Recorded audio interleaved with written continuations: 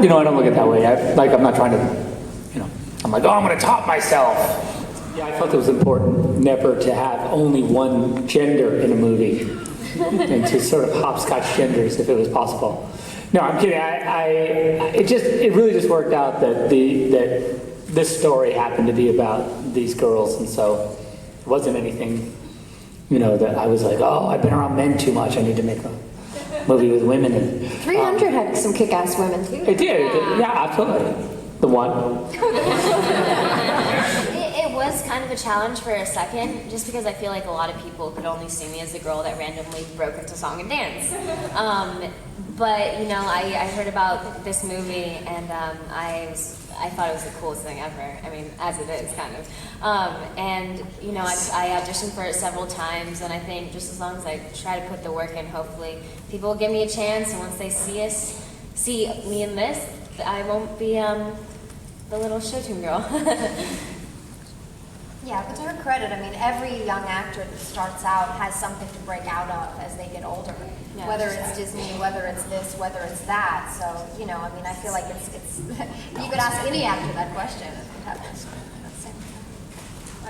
I know it seems weird, but, we really endeavor to just try and make good-looking shots all the time. And it's not just, in an action sequence or... we really just endeavor to try and do it all the time, and so that influences production design and influences everything. For me, I tend to go for maybe things that are slightly exaggerated, but only because I think that movies are a visual, experience, and I tend to like, it all the way, all the time. So it's. I think that influences pretty much all the movie all the way across. I think that every aspect of the film we tried to do something that was, striking, and so I think that's kind of how I think the experience of watching the movie. Watchmen was such a great experience, and both Zack and Debbie create this environment where they have every single person in every department is at the top of their game, and so everyone is there. It's like game on. Like there's nobody there punching a time card. Everyone is amazing, and we have this great leader of the ship, and then you have this really collaborative effort that comes together. And so I don't know. I think I got a call saying that you had this role that you thought that I could do, and then we sat down and talked about it and got really excited about what she could become, and in terms of being able to work get together again, I think what was cool for all of us is that then it's really shorthand.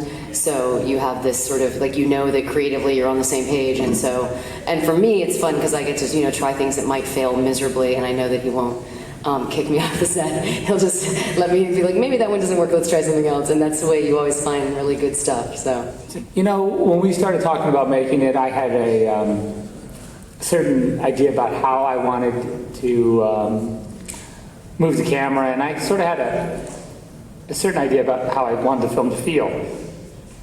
And though I am a fan of 3D, I'm making Legends was 3D, conceived in 3D, and is, if anyone's seen it, the 3D I think is pretty freaking awesome. If I say so myself. But just for this, and we after we finished shooting, we talked about it, and there was in the press that we were going to do it in 3D, and we really were considering it. And but I really feel like we've seen a bunch of tests, and we just felt like the conversion just didn't really sit with me that great. I just kind of felt like I don't know, just. Without it being baked in, it just felt a little weird. I mean, I've seen tests of 300 and some other, they showed me a test of 300 that was pretty awesome, but then, we just felt like it just wasn't really right for the movie now in the end. So we just felt like, it's in eye-numbing 2D, which is also awesome. I play Rocket, and basically, Baby Doll comes to this mental institution, and she meets these characters that she sort of brings into these alternate, realities. And I'm one of the rebel rousers. I sort of help rally the troops, and really, form a really, beautiful bond with Baby Doll. That it's, and kind of crazy, I play Baby Doll, who I guess she's the only character whose story you get to see a tiny piece of outside of the asylum, and she sort of comes into the institution, and she sort of has very little time to kind of escape, and she kind of rallies all these girls together and tries to, get them to help her escape and for them to escape as well. And she sort of, it sort of goes into her imagination a lot, which is really cool. Feeling like, being at the center of those kind of fantasies is really cool. Yeah, I play Blondie. She is in this whole crazy world as well. She starts off as kind of a follower, but it's fun because I feel like in a lot of the fight sequences, she becomes a total badass, which is why it's kind of funny because it's kind of like just complete difference, as well as the Blondie thing. I play Amber, and she's kind of the first one to jump on board with Baby Doll's plan. She's really sweet, and she is extremely loyal to her friends, but she's always there for Baby Doll, and she wants to keep the group together because all she really has is her friends. So I play a Polish psychiatrist. Are you? Yes? Yes, you're here. Psychiatrist named Dr. Gorski in the insane asylum, which is sort of in the world of the 1960s. Kind of I guess Zack's world of the 1960s. There's a certain heightened reality to it, which is what's very cool about it. So the time and place is kind of questionable, and then in the alternate world, I play the choreographer / madame of the brothel, who is Madame Gorski, and she just has a really interesting journey because this is a woman who's clearly been through a lot before, and is sort of in charge of taking care of these girls, and she does it in a very strict, sort of tough love way, but ultimately, probably couldn't understand. There's probably no one who could understand them better than her, and it was such an incredible experience, since you were asking about the characters, to kind of see them all come to life as we were filming, and sort of discovering things, which again is a great luxury that you often don't have, and you end up finding these little gems of the relationships, so it was cool. The idea for me was to give these guys a chance, just kind of sort of live like a pro athlete instead of like an actor a little bit, live like... and eat like one too. Yeah, but just... We're on such strict... Well, just like the sense that, if you're a pro athlete, you wake up, so in a sense, they felt like at some point, there was no movie to be made.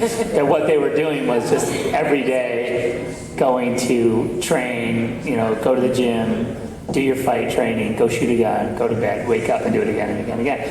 And I think that that's a kind of a cool way to think about it, only in the sense that it's sort of their experiences together, I hope anyway, in that setting, then had an influence on the movie itself when they were actually having to do their scenes. There was this weird leftover from the sweating and the gun shooting. Yeah, and in an odd way, the 3 months of training, in the stunt gym felt a lot like a mental institution too. Sort of coming in in wardrobe, and there's nothing about you just go in and you do it, and it's you're pushing past this idea of pain and your emotional comfort with pain, and you're sort of you get to a point where you're crying, and then you take your vitamins. Yeah, literally, they're giving us doses, and then we have a 45-minute to have a juice break, and then it's but it's amazing because then once you get past that point of ritual and routine and sort of discomfort, it gets to this amazing point of exhilaration, and you're totally finding new things inside of you every single day. That as a woman, I've never been asked to push myself to such extremes, and so you're finding amazing strengths that we were able to sort of play directly into the characters and the relationship between all of the characters. So it was quite smart. I didn't do it on purpose.